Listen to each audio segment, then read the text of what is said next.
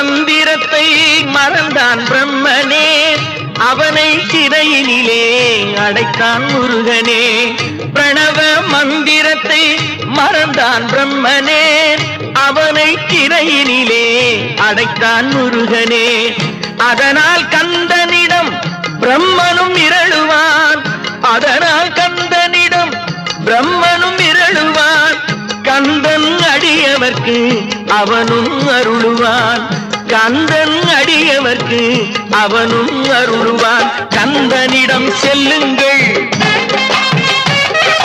என்ன வேண்டும் சொல்லுங்கள்.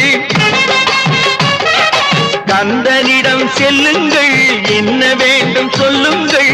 வந்தவினை தீந்துவிடும் மற்றவற்றை தள்ளுங்கள், வந்தவினை தீந்துவிடும் மற்றவற்றை தள்ளுங்கள்.